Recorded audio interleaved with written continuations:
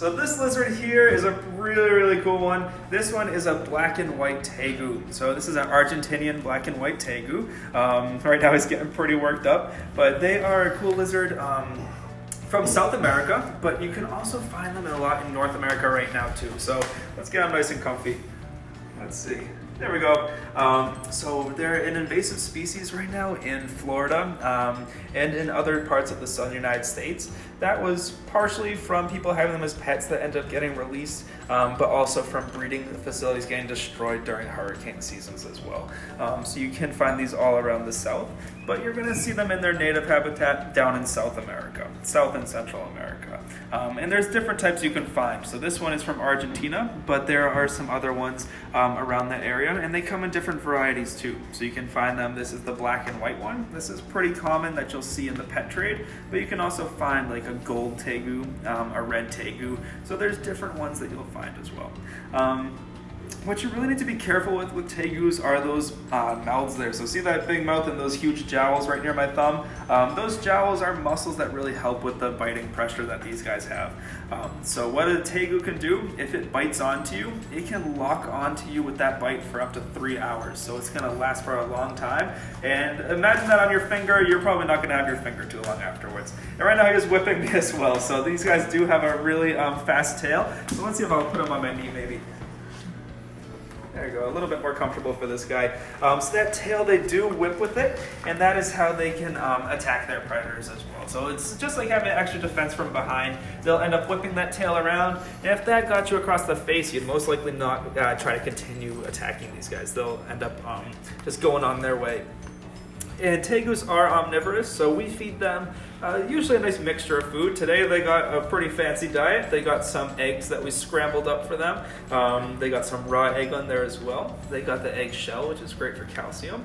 What else do they have? They had some grapes in there. Grapes are one of their favorites. And then a lot of times we'll give like a scoop of wet cat food as well. So all those things. Eggs we have an endless supply of. We do have a bunch of chickens on the property, but things like cat food is always something that would totally help out. If you were looking to donate, we would never be opposed to cat food coming in. Wet cat food is great. Dry cat food's awesome as well. So you can see they can be pretty fast. In the wild, they do go a lot faster. Here, he's pretty lazy right now. He's just taking a stroll, just exploring right now. But they can go quick if they really wanted to. And fully grown, this guy could get up to about 5 feet in length. The average is going to be around 3 to 4 feet is what you'll see a lot, and then the larger ones you might find in the wild, but I would say definitely in captivity you're going to have a higher chance of seeing some of those really big Tegus because people will take that extra care of them. Let me get him before he gets stuck under something. Alrighty. Cool, so I'm going to stick this Tegu back and we'll move on to our next one.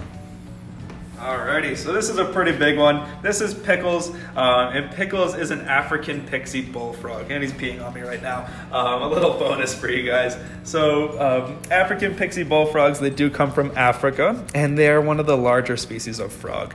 So they are massive. And this guy's not even fully grown. You can see how big he is right here. Compared to my hand, about like the size of my hand all spread out, but they can get up to be dinner plate size. And one of the coolest things about the bullfrogs, other than him peeing all over me, is that these guys can eat large prey items. So they can swallow whole anything the width of their body. So if he got a rat that was the entire width of his body, endless supply of pee down there, he could swallow that thing whole. So it's pretty impressive. And they do have little teeth in their mouth. Their teeth are made of cartilage. So it's a different type of tooth that they have, but it really helps to grip onto what they're eating. And one of the coolest things about them as well is, or my favorite fact about them, is that they can hibernate for long periods of time. So what they'll do is they'll dig themselves a hole and bury themselves under the ground. And when they're under there, they can stay under there for 11 plus months at a time. And what will happen is a waxy film will cover their entire body, their eyes, their whole body, and it'll stay there until the next rainy season comes. So as soon as that rain comes, it will soak through the ground, and as soon as that touches their body, the waxy coating will start to get a bit moist, and that will wake them up, and then they'll eat that wax all over their body. They'll eat that waxy film, and it gives them just enough calories and energy to dig their way back up to the surface and then go hunting for actual prey.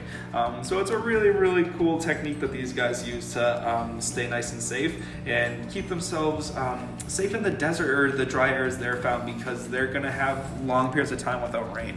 And as an amphibian, they need that moisture. Amphibians do tend to breathe through their skin. Their skin is built for breathing through. So that's why you want to keep them nice and moist. Letting a frog dry out is going to prevent them from being able to breathe properly. So these guys here, they're built a little differently. They'll get that film. But things like tree frogs, if they dry out, it's going to be pretty devastating.